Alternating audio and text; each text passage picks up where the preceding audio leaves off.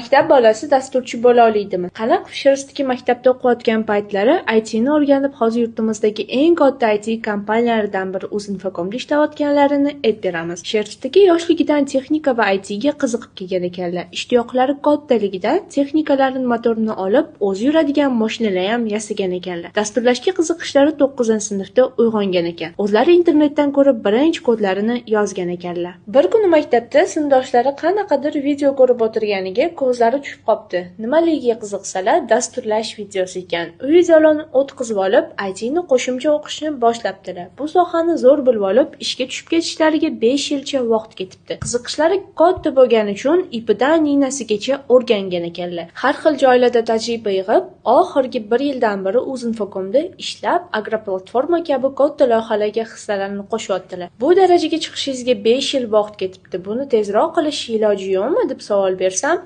agar qaysidir kursga borib o'rganganimda ancha tezroq ishga kirgan bo'lardim, o'rganish jarayoni ham ancha osonroq bo'lardi, dedilar. Hozir ishlayotgan ishxonam ichida Yurstati degan IT akademiya ochilgan.